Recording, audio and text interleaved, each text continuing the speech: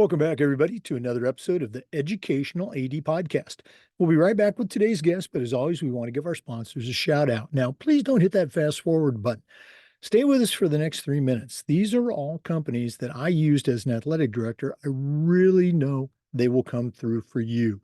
So listen to our shout outs, then listen to our segment, and then go visit these sponsors. You're going to be glad you did. Here we go. We want to say thanks to Hometown Ticketing for their support. Go to hometownticketing.com. They're the leading digital ticketing provider to schools and colleges. I don't think I need to say anything more. Hometown is going to provide you more support, more security, and more customization. The Hometown team is here to help you make the best online ticketing solution. Go to hometownticketing.com to get started. We also want to say thanks to our good friends at Sideline Interactive, indoor scoreboards and score tables. Go to sidelineinteractive.com and you can schedule a live web demo to see their score tables and their score boards in action. Their products not only generate income for your department, but they also create the ultimate game day experience for your student athletes. That's sidelineinteractive.com. We also want to say thanks to Huddle. Go to huddle.com and change the way you see the game. As a football coach, I used Huddle for years, but when I became an athletic director, I made sure that our school was a Huddle school, and our coaches just loved the tools that Huddle provided that let them coach our kids up to their highest level. Go to huddle.com, join the 8 million users, turn your school into a Huddle school. We also want to say thank you to Vital Signs Wall of Fame. If you're looking for a really cool way to display your school record boards or your school's Hall of Fame, go to vitalsignswalloffame.com. Check out their interactive touchscreen, that's right, touchscreen video consoles. It's also a great way to showcase your school's diverse history and your proudest moments. Go to vitalsignswalloffame.com to get started. Mention the podcast, you'll get a nice discount. We also want to thank Home Campus. Home Campus is the exclusive high school and state association management platform for us. It's also something you're going to use every single day. How about scheduling? How about student athlete eligibility and clearance? Who doesn't do that every day? Communicating with coaches, kids, parents, uploading rosters, digital forms, you name it, Home Campus does it, and it does it better. And all you have to do to get started is go to homecampus.com. That's homecampus.com. We also want to say thanks to Snap Raise. Have you ever spent weeks and weeks with a fundraiser and then got little, if any, return on investment? Stop right here. Go to snapraise.com. Hands down, the best online fundraising platform out there. We used it at our school with tremendous success. Our coaches loved it. Our parents loved it. It works. Go to snapraise.com. The best online fundraising platform you're going to find. We also want to say thanks to Gipper. Go to Gipper.com. Start creating world-class content to promote your athletes and celebrate your team's accomplishments. Gipper is used and trusted by over 4,000 athletic programs across the country. It's professional graphic design made simple. That's Gipper.com. Check them out today. And we want to say thanks to Athletic Surveys by LifeTrack. If you've never used a survey to take the pulse of your student athletes or your parents, you're really missing out. Athletic Surveys is going to connect you. It's going to connect you to the people you already hear from, the complainers, the gripers, but that's only a small percentage. They're also going to connect you to the 98% of your stakeholders who support your program. And that's tremendously valuable information to have when you're talking with a frustrated parent or your principal or your school board. Go to athleticsurveys.com to get started today. Welcome back, everybody, to another episode of the Educational AD Podcast. It's been a while since we went international, and boy, are we really going international today. Our guest is Sarah Harman. She's the athletic director at the ABA Oman International School, and that's in the city of Muscat, Oman. Has a tremendous international background. She's been in Singapore, the Netherlands, Egypt. When you hear her talk, you'll know she's from Australia, and a lot more. But we're excited to have her on to share her story. So, Sarah Harman, welcome to the Educational AD Podcast. Yeah, thanks so much, Jake. I'm super excited to be here. So I guess a little bit about myself so everyone has some background in where I'm from. Originally grew up in Sydney, Australia. Um, I grew up with four brothers. So I lived my childhood watching them play rugby union. And then I went on and tried every sport possible: ballet, gymnastics, softball, cricket, track and field, diving. I did it all. And yeah, was very lucky that my parents allowed me to just try everything. Um, I went to an all-girls school, and I think the reason that I've ended up in this career path is very much because of my female PE teachers that supported me so much at school. Well, I want to go back to, that growing up part. I think, well, I won't say Americans, but I'll say, Jake, has this image of Australia and, what was that like? Were you at in a metropolitan area? Were you out in the country? What was that like growing up with your brothers and all those sports? Yeah, so I did live in sort of the outskirts of metropolitan city. So my high school was in metropolitan city, but where I lived was, I would say, border country, country like. So yeah, we would be playing cricket in the street. My brothers would be tackling me. I was just boy number five, really. Well, I can remember those neighborhood battles myself with boys and girls and backyard football games, American football and everything. Um, as you were going up the ranks, from what we would call high school and then into college, university, what sports really resonated with you? What did you really hang your hat on? Yeah, so it probably wasn't until I got to university that I really decided what sport I wanted to focus on. So I went to the University of Wollongong, which is about 2 hours south of Sydney. So I moved away from home for university, and that's probably where I grew a passion for cricket, which I guess your US listeners probably wouldn't know a lot about cricket, but a huge sport in Australia, and actually not a very popular sport for females back then. And I was very much part of building up the cricket, women's cricket in Sydney, for sure, as I was growing up. So, where was your strength? Were you a bowler? Were you, hitting it out of the park? Well, my teammates would say that I was a specialist fielder, um, but I was definitely a batter. I didn't bowl. Okay. Now, uh, I'm going to challenge you here. I usually don't do this. I want you to explain the scoring in cricket, but I'm only going to give you 10 seconds to do it. Okay.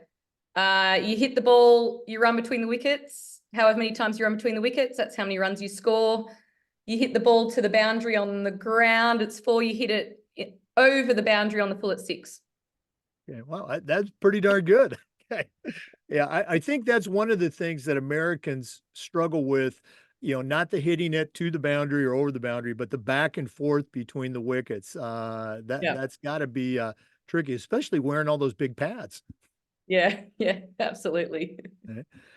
Well, we're going to take our first break, but when we come back, as I mentioned, Sarah has quite an international journey since college. We're going to hear about some of those early positions. But please stay with us. This is the Educational 80 podcast. We'll be right back. We want to thank our good friends at Hometown Ticketing for their support of the podcast. Go to hometownticketing.com. It's digital ticketing that offers more.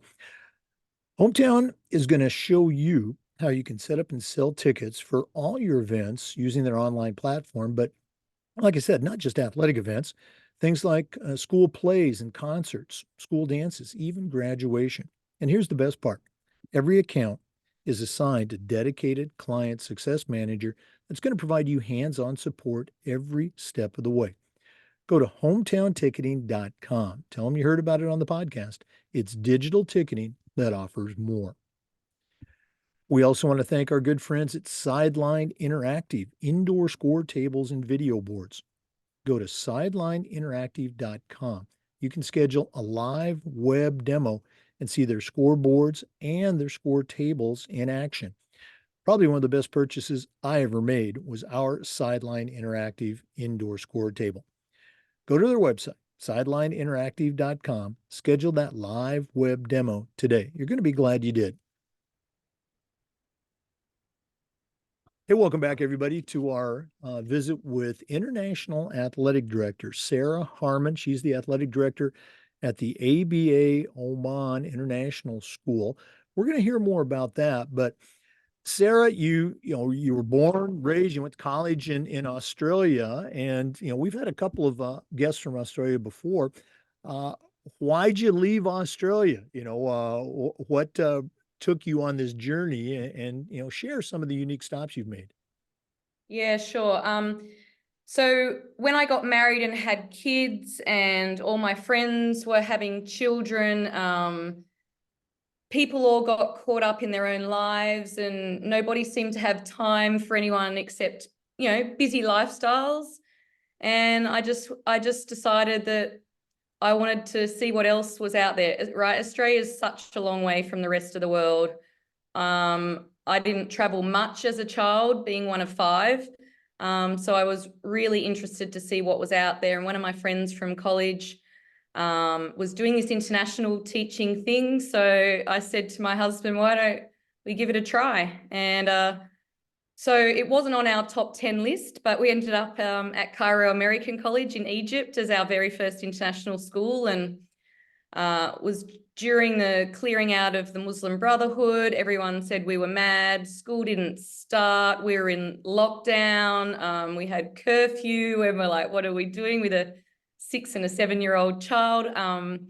But it was the greatest decision we ever made. So I was an elementary PE teacher in Cairo, and that's where I would say I met my mentor, Julie Jackson Gin, my principal, who said to me, Sarah, you need to be an athletic director. You've got to be an AD.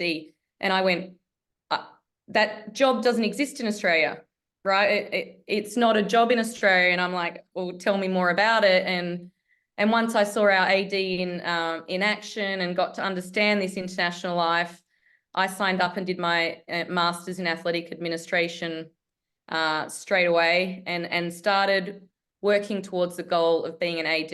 And I didn't know that's where I would end up when I left Australia, because I didn't know it was a job. So after 4 years in Egypt, we moved to the Netherlands. We were at the American School of The Hague, where I'm very, very lucky to have met Chris Bishop, the athletic director there, who took me under his wing and was my mentor, let me be the tournament director at everything we were hosting, and sort of, be his sidekick while still teaching PE and being head of department at the school there as well.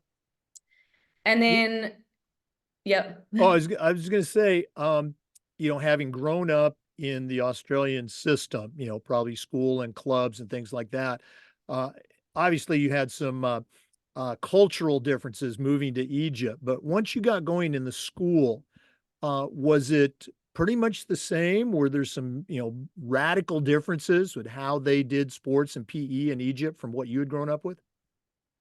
No, we were, once you walked inside the walls of the school, you felt like you were in a regular, I guess, school.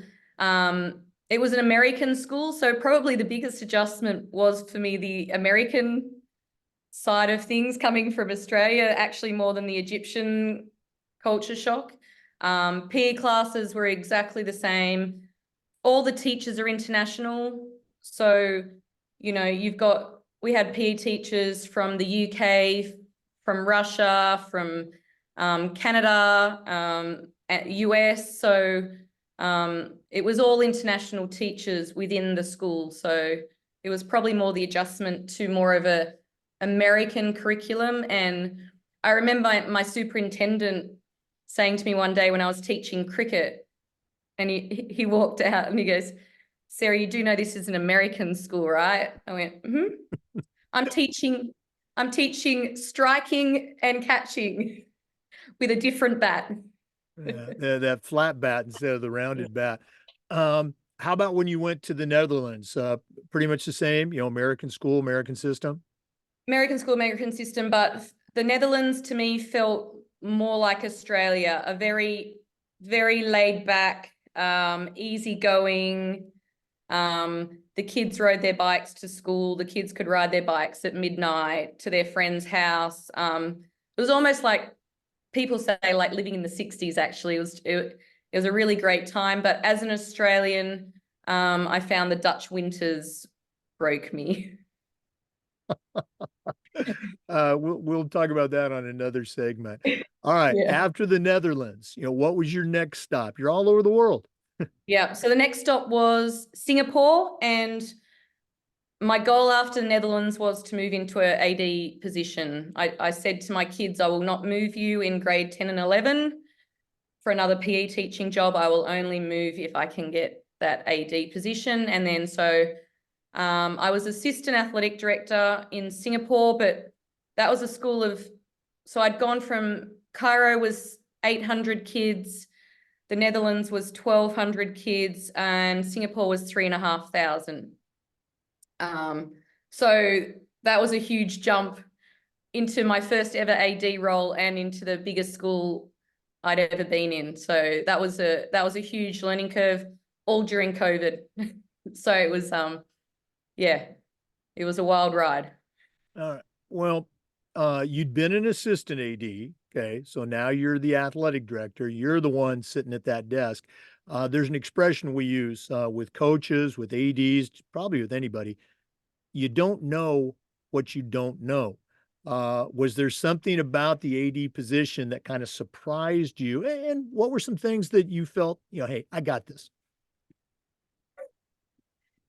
Yeah, I guess as assistant AD, I never was really, had the final say in anything.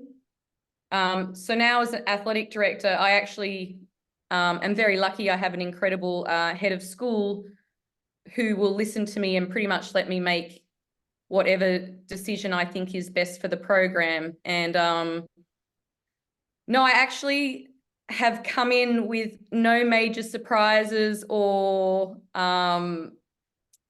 major hurdles or anything. I've found the transition fantastic, to be honest, but I think that helps with an incredible staff that you work with. Well, no, absolutely. There's all sorts of factors that go into it. I'm going to ask you one more question.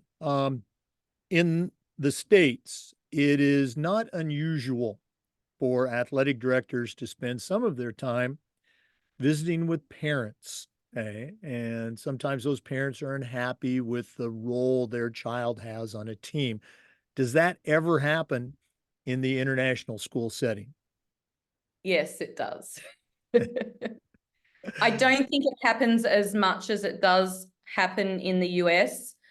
I'm now back at a small school of 950 kids, and I'm talking 950 from preschool to grade 12. So I only have about 350 high school students. So there aren't major cuts, and if you turn up to practice, you're probably going to make the team. It's a very different perspective to, I guess, what I had in Singapore with 3,500 kids. I probably had more parent conversations when there's more students involved. But I've definitely in my first few weeks had some parent meetings. I think more sussing me out than concerns about their child to start with. Oh, I can't believe that happens. That never happens in the United States. Yeah. We're going to go and take another break. Once again, our guest today is Sarah Harman. She's International School Athletic Director in Oman. It's been all over the world. When we come back, we're going to hear about some of the things she does at her current school. So let's take that break, but we're coming back with more. This is the Educational AD Podcast. We want to say thanks to our good friends at Huddle for their support of the podcast. Go to huddle.com and change the way you see the game.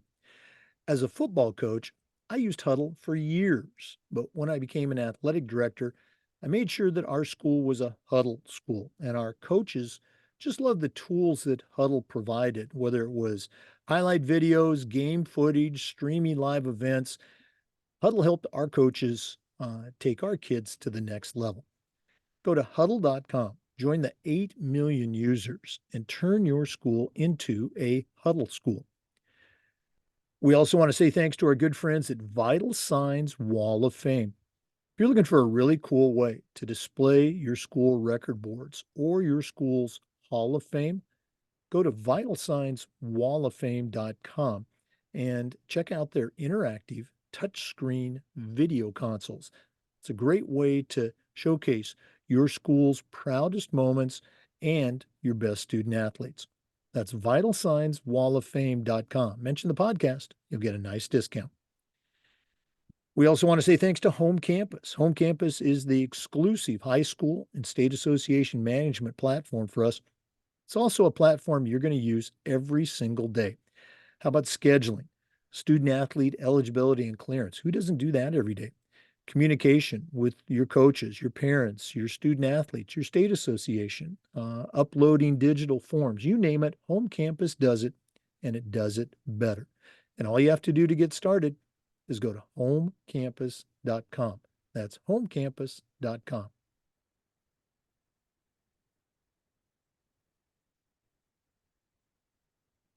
Hey, welcome back, everybody, to the Educational AD Podcast. Our guest is Sarah Harman. She's the athletic director at the ABA Oman International School, and that is, of course, in Oman. Sarah, one of the things we try to do with our podcast is this idea of sharing best practices. So I'm going to put you on the spot. What are some things that you do at your school that you're particularly proud of that you can share with our listeners? Yeah, sure. I think your first year in any school, you don't want to change everything. You want to observe for your first year and see where you want to take the program. But there was something that I noticed straight away that needed serious attention, and that was the lack of participation of girls in sport. As in, we couldn't even field all our teams last year in girls' teams. And part of our league is that we have to enter a team in every sport in our league. So I took that on week one. I have to do something about getting the girls back out. And this definitely became a problem during COVID, and they never really came back out after. So I think as a female athletic director, it is a lot, I wouldn't say easier, but you are more relatable to those girls that won't come out. And I've put a few things in place. First of all, relationships and being seen by everyone was something I did from the start. And I was walking around the school recruiting girls during lunch breaks, really, really encouraging girls to come out and try. And I found that they were feeling comfortable coming to my office, asking questions, wanting to know more about the program. And then I also made a goal to have as many female coaches as I could for the female teams, not because I think they are better coaches at all, but teenage girls lack confidence and they can be intimidated by males. And so I thought, let's try female coaches and see what happens. And we have the highest number of girls participating in sport this year. So it's going well so far. And that's probably been a really, really big focus for me this year. Oh, no, absolutely. Now, how do you go about finding those good coaches? We have the same problem in the States, is finding, number one, a quality coach, and then trying to find somebody that's gifted in that sport. And again, there's documented evidence that, girls, thrive under, quality women coaches. So how do you go out and find your coaches? Yeah. So in international schools, it's very, very, very different to America. Majority of our coaches are teachers at the school. But if I want females, I'm not going to find them necessarily within the classroom. So I guess the other thing I did was I set up our Instagram page and has really been promoting our program through social media. And through that, I decided to advertise for coaches outside of the school and see what came of that. And I've been very lucky to find two incredible female basketball coaches from outside, one Omani and one Israeli, that have come in, have incredible knowledge of the sport. But as we have, education-based athletics, you have to be careful with an external coach to not tip the scales too far the other way. So then I always make sure they have an assistant coach from the school, so that the assistant coach is managing the school, the school ethos and all of that. And the head coach from outside the school is building the skill level.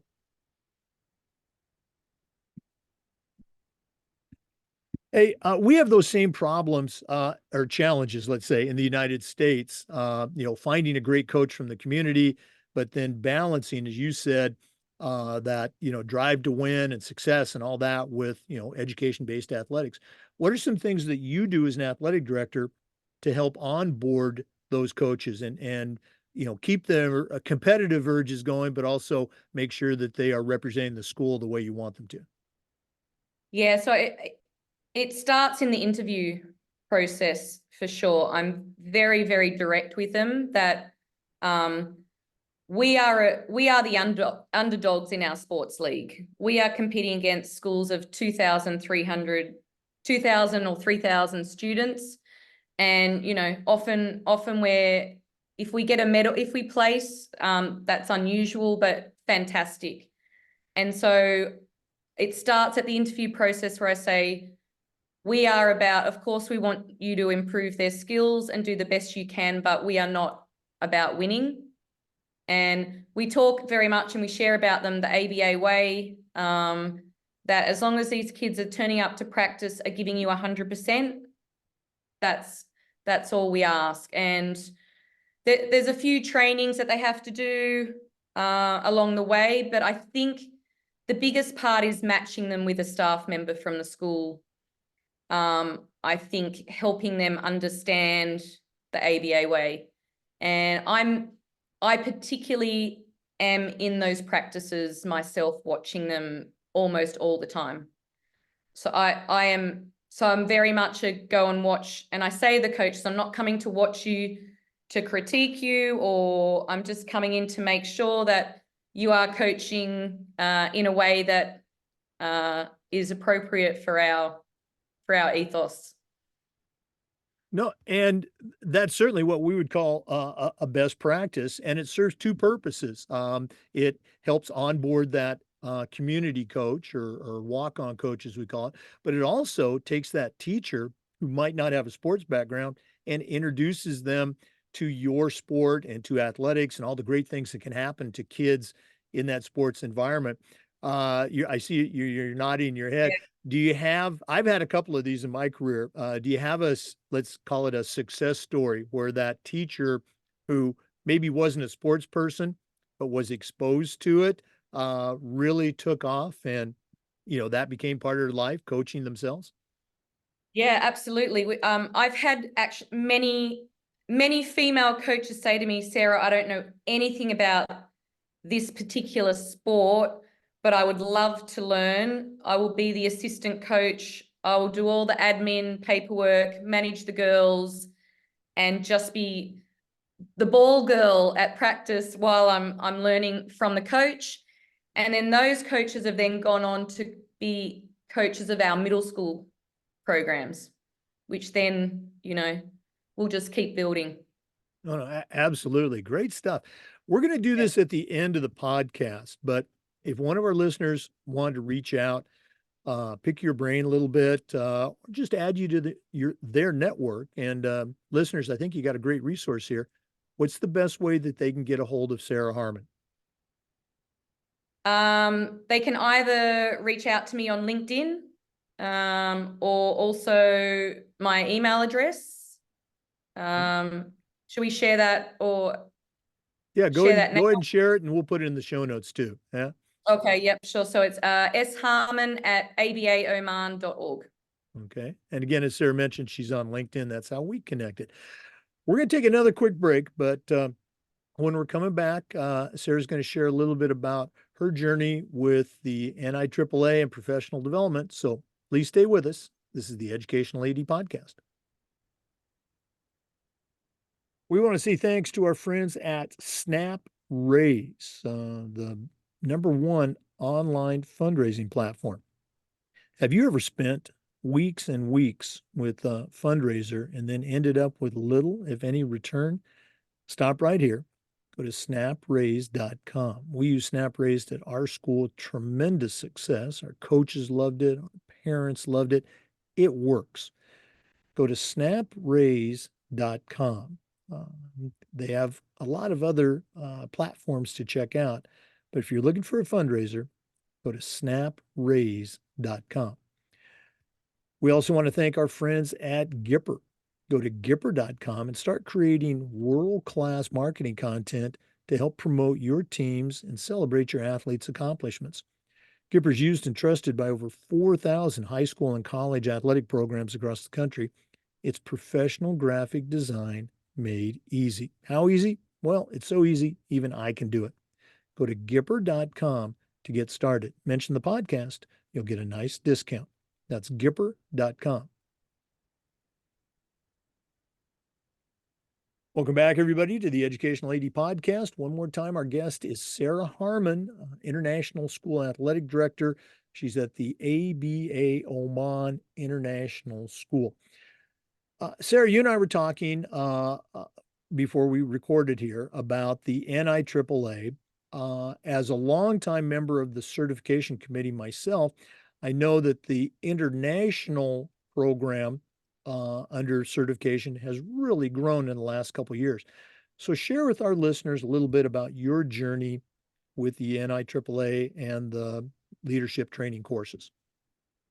Yeah, sure. So I was introduced to the NIAAA courses by Chris Bishop and Nick DeForest back when I was in the Netherlands.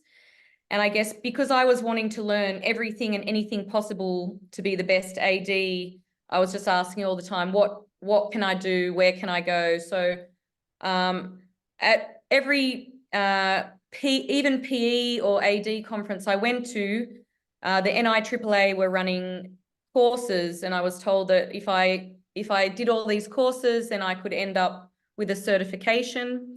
So I ended up with the RIAA, which is Registered International Athletic Administrator certification. And I think it was just great to really connect the US athletics with international athletics, and it really was great to get a bit of an understanding about how they both work. Many similarities, but also so many differences that it was great that the NIAAA had decided to focus on that international certification. Now, I've actually had the pleasure of taking a couple of the international courses during the NIAAA summer meetings for state coordinators and things like that. And you're right, there are a lot of similarities. I think probably one of the biggest differences involves the travel that international schools and international school ADs do. For someone that might be unfamiliar with that, can you explain how the travel is amped up a little bit from an international perspective? Yeah, I think that's definitely what I heard from the American athletic directors was like the travel and everything that you have to do is just insane. And yeah, it's a very, very different part of the job. But so, I mean, I'll give you an example. Well, in the Netherlands, our sports league was all of Europe. So we were literally putting 40 kids on a bus and driving to Paris for 2 nights to compete. Then the next weekend we're in Frankfurt, etc. Here in Oman, it's within the UAE, so we travel to Qatar, Abu Dhabi, Dubai, and New Delhi, India. And what challenges come with that is visas, even getting kids into the country. You know, we have 80 nationalities at our school. So we've then got to go, okay, what passport do they have? Do they need a visa? Don't they need a visa? You know, that's a whole separate issue. Also, does your league do hotel stays, or does your league have the children living with host families? Since COVID, there's very few schools or leagues that now do housing with host families, and most leagues have now gone to hotel stays. So then you're like, okay, child safeguarding, children in hotels, what does that mean? You know, so I'm actually going to be presenting, I don't know if you've heard of the IAAC, the International Association of Athletes. So they're having their conference for the first time since COVID in Bangkok in May, and I'm presenting with a friend on child safeguarding for ADs and coaches, but that would be for international ADs as like, for you know, you wouldn't even think of things like the minibars have to be emptied from all hotel rooms before you arrive at the hotel, and you know it's such specific things that you have to be thinking of to keep these kids safe, because the coaches are in charge of those kids while they're overseas. And yeah, so it's that part of it is just so different. Yeah, and that's your norm. That's pretty Right. much every game, every tournament. In the States, some schools at say the highest level, the varsity level, they'll do maybe a holiday tournament or something like that. But that's your norm. Wow. Um, Yeah. Looking back at the courses that you've taken so far, you know, what were some of the things from the administrative side that really stuck out for you? You'd been an AD for a while, but now taking the leadership training courses, what's something that really caught your attention as you were taking that? Yeah, I think very much I guess asking for help when you don't know. I just think, and that's why I do these courses, right? Because I don't presume to know everything. And if you ever presume that you know everything, then you should stop doing the job, because there are so many people out there learning, and these courses, you know, taught me organizational skills, planning skills, relationship skills, just some of the things that you actually wouldn't think that you would need in a job like this, particularly in international, you know. Sometimes you end up being the counselor, and so I think these courses were really helpful to have a greater understanding of what this role that I never knew existed really entailed. Because from the outside you go, oh yeah, like what do they do all day? Like the kids are in school all day and then they just go and play sport in the afternoon. And the depth that it went to in how organized and the planning that you have to do has really helped me be successful in the role. No, I'm just chuckling because that's something that comes up frequently with athletic directors, sometimes with kids, but usually with parents. You know, they'll show up at a home event, and the teams are there, the officials are there, the everything's running smoothly, and they think we're just sitting in our office with our feet up on our desk all day. They don't see all the planning that goes into bringing off. And now you've got visas and airline tickets and hotels and everything else. Wow. Sarah, this has just been so cool, getting to know you a little bit and hearing your story, but we're not done yet. We always wrap up with the athletic director's toolbox. Now, you certainly know your way around the world of athletics, but we're going to take our final break. When we come back, I'm going to challenge you to send out a brand new athletic director on their very first job, but I'm only going to let you put 3 things in their toolbox. So let's take that final break. And when we come back, we're going to see what Sarah Harman is going to put into her new athletic director toolbox. Please stay with us. We want to thank our good friends at Athletic Surveys by Lifetrack for sponsoring the toolbox segment of the podcast. If you've never used a survey to take the pulse of your parents or your student athletes, you're really missing out. Athletic Surveys is going to connect you. It's going to connect you with the parents you already hear from, the ones that want to gripe and complain about everything. But they're also going to connect you to the 98% of your stakeholders who support your program. And that's tremendously valuable information to have, especially when you're meeting with a frustrated parent or maybe your principal or even your school board.